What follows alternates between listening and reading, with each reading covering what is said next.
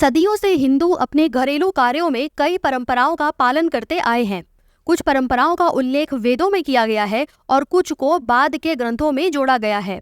बदलते समय के साथ जब विज्ञान ने पांव फैलाने शुरू किए तो हिंदू रीति रिवाजों को तर्क विहीन कहकर अंधविश्वास से जोड़ दिया गया। पर जब इन परंपराओं पर रिसर्च हुआ तो यह सिद्ध हो गया कि इन रीति रिवाजों का आधार पूरी तरह से वैज्ञानिक है। हालांकि आम लोगों को इसकी जानकारी नहीं थी, लेकिन वे वर्षों से इन परंपराओं का बड़ी निष्ठा से पालन कर रहे थे। यह वीडियो इन परंपराओं में छिपे विज्ञान को सामने लाने का एक प्रयास है। आइए जानते हैं इनके बारे में। नंबर 1, महिलाएं चूड़ियां क्यों पहनती हैं? आमतौर पर किसी भी इंसान की कलाई का हिस्सा लगातार सक्रिय रहता है। इसके अलावा कलाई के हिस्से में नाड़ी की जांच ज्यादातर सभी प्रकार की बीमारियों के लिए की जाती है। महिलाएं चूड़ियां अपने हाथ की कलाई में पहनती हैं। चूड़ियों का कलाई के साथ लगातार घिसने से शरीर में रक्त संचार यानी ब्लड सर्कुलेशन का लेवल बढ़ जाता है। चूड़ियों का आकार गोल होता है जिसका कोई हिस्सा खुला हुआ नहीं होता, इसलिए शरीर से निकलने वाली ऊर्जा चूड़ियों के घेरे से बाहर नहीं निकल पाती और शरीर में दोबारा प्रवेश कर जाती है। नंबर 2, महिलाएं सिंदूर क्यों लगाती है? बड़ी प्रचलित मान्यता है कि सिंदूर लगाने से पति की उम्र लंबी होती है, पर मजे की बात यह है कि सिंदूर लगाने का संबंध पति की उम्र से नहीं बल्कि स्वयं महिलाओं की उम्र से है। विवाहित महिलाओं द्वारा सिंदूर लगाने का संबंध उनके स्वास्थ्य से है। ऐसा इसलिए क्योंकि सिंदूर हल्दी, चूना और पारे यानी मरकरी धातु को मिलाकर बनाया जाता है। अपने आंतरिक गुणों के कारण पारा ब्लड प्रेशर को कंट्रोल करने के अलावा लिबिडो यानी यौन इच्छा को भी सक्रिय करता है। इससे यह भी पता चलता है कि विधवाओं के लिए सिंदूर लगाना वर्जित क्यों है। सिंदूर को सीधे पिट्यूटरी ग्रंथि तक लगाया जाना चाहिए, जहां हमारी सभी भावनाएं केंद्रित होती हैं। सिंदूर में पाई जाने वाली पारे की धातु तनाव दूर करने में भी सहायक है। नंबर 3, विवाहित महिलाएं पाँव में बिछिया क्यों पहनती हैं?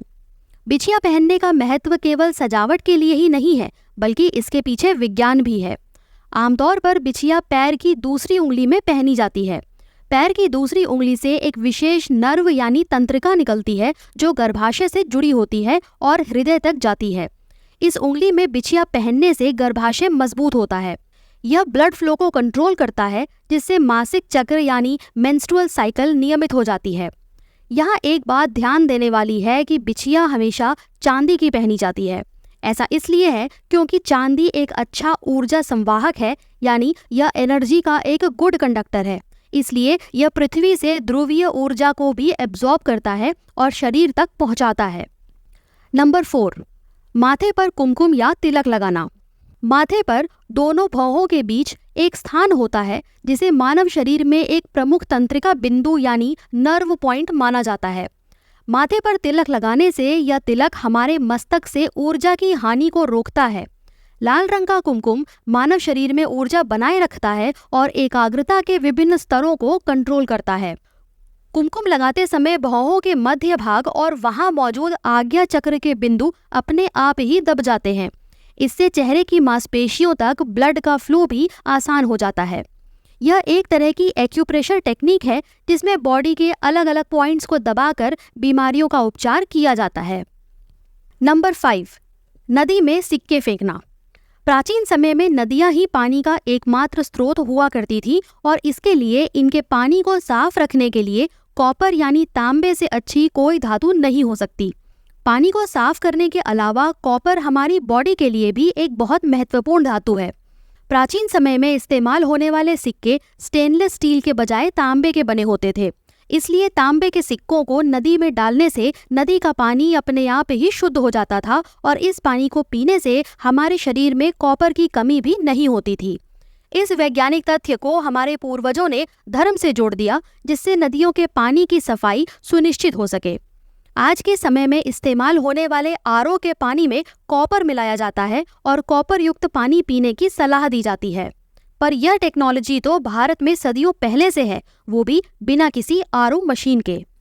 नंबर 6, भोजन की शुरुआत नमकीन से और अंत मीठा खाने पर। हमारे पूर्वजों ने इस बात पर जोर दिया है कि हमारे भोजन की शुरुआत कुछ मसालेदार और नमकीन व्यंजनों से होनी चाहिए और भोजन के अंत में मीठे व्यंजन खाने चाहिए। दरअसल मसालेदार खाना हमारे पेट में निकलने वाले एसिड और डाइजेस्टिव जूसेस को एक्टिवेट करता है, जिससे पेट में खाना पचने की प्रक्रिया आसान हो जाती है। इसके अलावा मिठाई पाचन की प्रक्रिया को धीमा कर देते हैं, जिससे भोजन का हर तत्व ठीक से पच पाता है। इसलिए मिठाई को हमेशा भोजन के अंत में खाने की सलाह दी जाती है। नंबर 7, पुरुषों के सिर पर शिखा। दुनिया के पहले सर्जन महर्षि सुश्रुत सिर पर मौजूद शिखा के स्थान को अधिपति मर्म कहते हैं, जहां पर सभी नसों का जुड़ाव होता है। पुरुषों के सर पर पाई जाने वाली शिखा इस स्थान की रक्षा करती है। हमारे मस्तिष्क के निचले हिस्से में ब्रह्मरंध्र होता है, जहां शरीर का 7वां चक्र मौजूद रहता है। यह स्थान परम ज्ञान का केंद्र होता है। पुरुषों के सिर पर बंधी हुई गांठदार शिखा इस केंद्र को डेवलप करने और इसकी सूक्ष्म ऊर्जा को संरक्षित करने में मदद करती है, जिसे ओजस के नाम से जाना जाता है। नंबर 8, फर्श पर बैठकर खाना। यह परंपरा केवल फर्श पर बैठकर खाने के बारे में नहीं है, यह सुखासन की स्थिति में बैठकर खाने के बारे में है। सुखासन वह स्थिति है जिसका उपयोग हम आमतौर पर योग आसन के लिए करते हैं। भोजन करते समय इस स्थिति में बैठने से पाचन में सुधार करने में मदद मिलती है, क्योंकि सुखासन में बैठकर खाने पर हमारा सर्कुलेटरी सिस्टम केवल खाना पचाने पर ध्यान केंद्रित कर सकता है। खड़े होकर या डाइनिंग टेबल पर बैठकर खाना खाने पर हमारा सर्कुलेटरी सिस्टम पाँव को खून की सप्लाई करने में अपनी ऊर्जा लगा देता है, जिससे खाने का पाचन ठीक से नहीं हो पाता।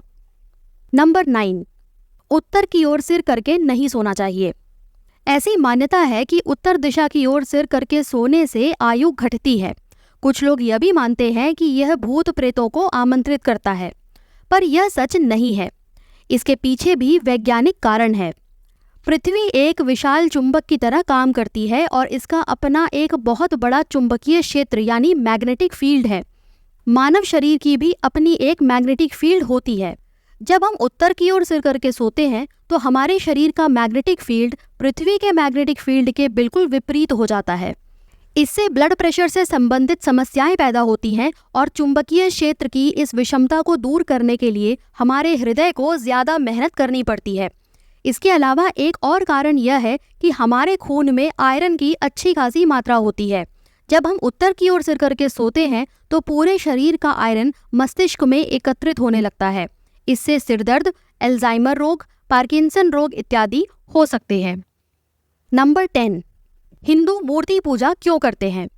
सनातन धर्म किसी भी अन्य धर्म की तुलना में मूर्ति पूजा का सबसे अधिक प्रचार करता है, पर सच तो यह है कि सनातन धर्म में मूर्ति पूजा का कोई नियम नहीं है। मूर्ति पूजा की शुरुआत इस उद्देश्य से की गई थी कि प्रार्थना के दौरान हम अपनी एकाग्रता बनाए रखें। मनोचिकित्सकों के अनुसार मनुष्य जैसा देखता है उसके अनुसार ही उसके विचार बनते हैं। यदि आपके सामने 3 अलग अलग वस्तुएं हैं तो आप जिस वस्तु को देख रहे हैं उसके अनुसार आपकी सोच बदल जाएगी। इसी प्रकार प्राचीन भारत में मूर्ति पूजा की प्रथा को बढ़ावा दिया गया ताकि जब लोग मूर्तियों को देखें तो उनके लिए आध्यात्मिक ऊर्जा प्राप्त करना और अपना ध्यान केंद्रित करना आसान हो जाए। नंबर 11, चरण स्पर्श का महत्व। आमतौर पर आप जिनके पैर छू रहे होते हैं वह या तो वृद्ध होते हैं या सम्माननीय होते हैं। जब हम अपना अहंकार छोड़कर ऐसे लोगों के चरण स्पर्श करते हैं तो उनके हृदय से सकारात्मक विचार और ऊर्जा निकलती है जो उनके हाथों और पैर की उंगलियों के माध्यम से आप तक पहुंचती है। एनर्जी फ्लो का यह पूरा सर्किट ऊर्जा के प्रवाह को सक्षम बनाता है और ब्रह्मांड की ऊर्जा को बढ़ाता है, जिससे दोनों लोगों में आपसी जुड़ाव का अनुभव होता है। हमारे ब्रेन से शुरू होने वाली नसें पूरे शरीर में फैलती हैं। ये नसें आपके हाथ और पैर की उंगलियों में समाप्त होती हैं। जब हम अपने हाथ की उंगलियों को किसी अन्य व्यक्ति के पैरों की उंगलियों से जोड़ते हैं तो तुरंत एक सर्किट बनता है और दोनों शरीर की ऊर्जाएं जुड़ जाती हैं, जिससे आत्मीयता बढ़ती है। नंबर 12, पीपल के पेड़ की पूजा क्यों की जाती है? देखा जाए तो पीपल का पेड़ अपनी घनी छाया के अलावा एक सामान्य व्यक्ति के लिए किसी काम नहीं आता है। पीपल का कोई स्वादिष्ट फल नहीं होता, इसकी लकड़ी भी इतनी मजबूत नहीं होती कि किसी काम आ सके, तो फिर आखिर कोई क्यों इसकी देखभाल करेगा? हमारे पूर्वज जानते थे कि पीपल उन बहुत कम पेड़ों में से एक है या शायद एकमात्र ऐसा पेड़ है जो रात में भी ऑक्सीजन पैदा करता है, जो हम मनुष्यों के लिए प्राणवायु है। इसलिए इस पेड़ को इसके अनोखे गुण के कारण बचाए रखने के लिए हमारे पूर्वजों ने इसे भगवान और धर्म से जोड़ दिया है। पीपल की पूजा करते समय इसमें जल देने की भी प्रथा है, जिससे ये पेड़ हरा भरा बना रहे। नंबर 13, तुलसी के पौधे की पूजा क्यों की जाती है? हिंदू धर्म में तुलसी को माँ का दर्जा दिया गया है। वैदिक ऋषि तुलसी के फायदों को जानते थे और इसीलिए उन्होंने इसे देवी के रूप में प्रतिष्ठित किया। हम इसकी रक्षा इसलिए करते हैं क्योंकि तुलसी मानव जाति के लिए संजीवनी की तरह है। तुलसी में बहुत अधिक औषधीय गुण होते हैं। यह एक अद्भुत एंटीबायोटिक है। प्रतिदिन तुलसी के पत्तों का सेवन करने से बीमारियों से लड़ने की क्षमता बढ़ती है। तुलसी का पौधा रखने से घर में कीड़े मकोड़े और मच्छर नहीं आते।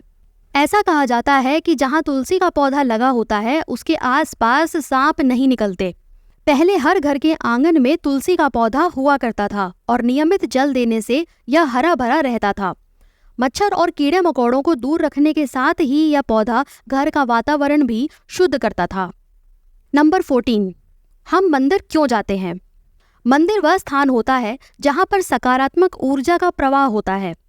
मंदिर के गर्भगृह का निर्माण इस तरह से किया जाता है जहां पृथ्वी की चुंबकीय तरंगें सबसे ज्यादा होती हैं और वहां से ऊर्जा का प्रवाह भी सबसे ज्यादा होता है।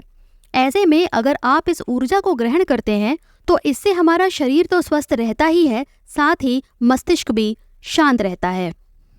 नंबर 15, मंदिरों में घंटियां क्यों होती हैं?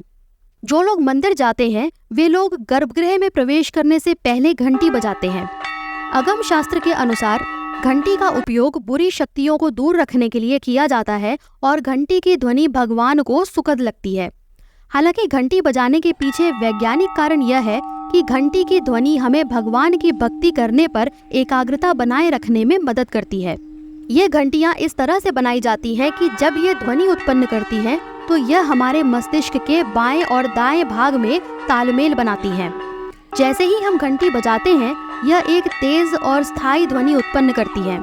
इस ध्वनि की प्रतिध्वनि यानी इको हमारे मस्तिष्क में न्यूनतम 7 सेकंड तक बना रहता है।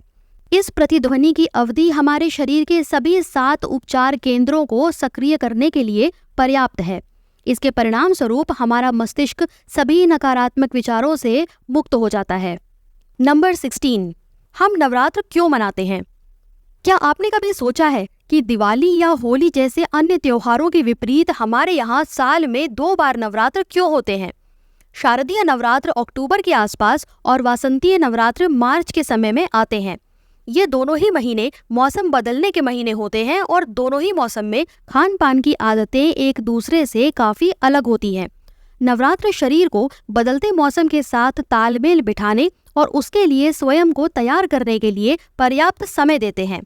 इन 9 दिनों को एक ऐसे समय के रूप में देखा जाता है जब लोग ज्यादा नमक और चीनी से परहेज करके उपवास रखकर अपने शरीर को साफ करते हैं, ईश्वर का ध्यान करते हैं, जिससे सकारात्मक ऊर्जा प्राप्त होती है। इसके परिणाम स्वरूप हम स्वयं को बदलते हुए मौसम के लिए तैयार करते हैं। नंबर 17, हाथों पर मेहंदी क्यों लगाई जाती है? विवाह के पहले वर वधू दोनों के हाथों में मेहंदी लगाने की प्रथा सदियों से चली आ रही है। विवाह के कार्यक्रम अक्सर तनावपूर्ण और थकाने वाले होते हैं और अक्सर यह तनाव सिर दर्द और बुखार का कारण बनता है। मेहंदी लगाने से काफ़ी हद तक तनाव से बचा जा सकता है क्योंकि मेहंदी शरीर को ठंडक पहुंचाती है और हमारी नसों को तनावग्रस्त होने से बचाती है। यही कारण है कि मेहंदी को हाथों और पैरों पर लगाया जाता है जहां पर हमारे शरीर की नसें आकर खुलती हैं। नंबर 18, दिवाली से पहले घर की सफाई क्यों की जाती है? दिवाली आमतौर पर अक्टूबर या नवंबर में आती है, जो सर्दियों के मौसम की शुरुआत और बरसात के मौसम के अंत का प्रतीक है। बारिश के मौसम में वातावरण में उमस और गर्मी की वजह से कई प्रकार के हानिकारक बैक्टीरिया और फंगस इत्यादि पनपते हैं जो हमारे घर की दीवारों पर लग जाते हैं। इसलिए घरों में दिवाली के पहले रंगाई पुताई का काम किया जाता है। काफी समय तक दीवारों को चूने से रंगा जाता था क्योंकि चूना हानिकारक बैक्टीरिया को खत्म करता है। आजकल कई अन्य प्रकार के रंग भी बाजार में उपलब्ध हैं। इसके अलावा कई बार भारी बारिश के बाद घरों की मरम्मत करना अनिवार्य हो जाता है, इसलिए दिवाली से पहले का समय घर की साफ सफाई का होता है। इसके अलावा यह समय सर्दियों की शुरुआत का भी होता है, इसलिए सफाई के दौरान गर्म कपड़े भी निकाल लिए जाते हैं और गर्मियों के कपड़े अंदर रख दिए जाते हैं। देखिए किस प्रकार हमारा हर त्योहार मौसम में होने वाले बदलाव के लिए हमें तैयार करता है। नंबर 19, सूर्य को जल देने का महत्व। हिंदू धर्म में सुबह सुबह उगते हुए सूर्य देवता को जल अर्पित करने की परंपरा आदिकाल से रही है। इसका मुख्य कारण यह है कि सूर्योदय के समय जल के माध्यम से या सीधे सूर्य की किरणों को देखना आंखों के लिए अच्छा होता है। इससे चेहरे का तेज बढ़ता है और आध्यात्मिक उन्नति होती है। साथ ही जल देने के लिए हम सुबह जल्दी उठ जाते हैं, जिससे दिन भर के कई कार्यों को करने का हमारे पास पर्याप्त समय निकल जाता है। नंबर 20, व्रत रखने का क्या महत्व है। व्रत करने का मुख्य कारण आयुर्वेद में पाया जाता है।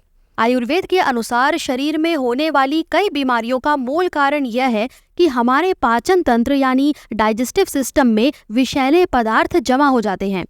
इन विषैले पदार्थों की नियमित सफाई व्यक्ति को स्वस्थ रखती है। व्रत करने से पाचन तंत्र को आराम मिलता है और शरीर की सभी प्रणालियां साफ हो जाती हैं। जैसा कि आयुर्वेद द्वारा बताया गया है, पृथ्वी की तरह हमारा शरीर भी 80% तरल और 20% ठोस से बना है। इसलिए चंद्रमा के गुरुत्वाकर्षण बल का प्रभाव हमारे शरीर की तरल सामग्री को प्रभावित करता है। इससे शरीर में असंतुलन पैदा होता है, जिससे कुछ लोग तनावग्रस्त और चिड़चिड़े हो जाते हैं। लेकिन व्रत रखना इन सभी समस्याओं के मारक के रूप में कार्य करता है।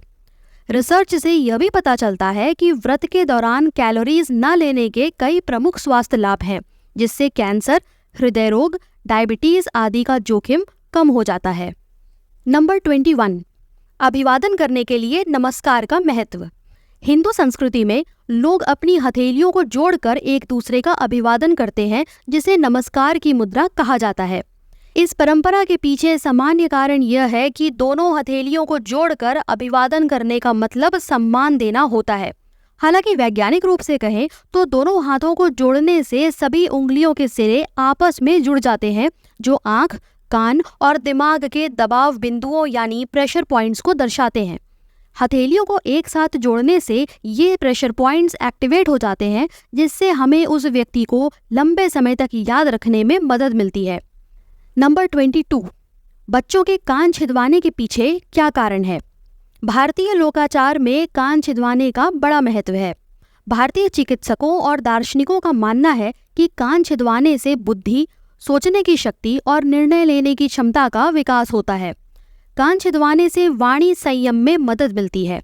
इससे कान की नलिकाएं भी कई प्रकार के विकारों से मुक्त हो जाती हैं। भारत में लड़के और लड़कियां दोनों के कान छिदवाने की परंपरा प्राचीन समय से रही है। जिन प्रथाओं को तथाकथित आधुनिक लोग अंधविश्वास कहते आए हैं, उन सभी में किसी न किसी रूप में वैज्ञानिक महत्व छिपा हुआ है। प्राचीन समय से चली आ रही कोई भी प्रथा तर्कविहीन और अवैज्ञानिक नहीं है। लोग इन प्रथाओं को अधिक से अधिक अपनाएं और इनका लाभ उठाएं। इसलिए हमारे ऋषि मुनियों ने इनको धर्म, ईश्वर और आध्यात्म से जोड़ दिया था। अगर ऐसी कोई और प्रथा है जो विज्ञान पर आधारित है तो कमेंट में अवश्य बताएं। वीडियो को लाइक और शेयर करें। चैनल पर नए हैं तो सब्सक्राइब करें। फिर मिलते हैं अगली वीडियो में। नमस्कार। जय महाकाल।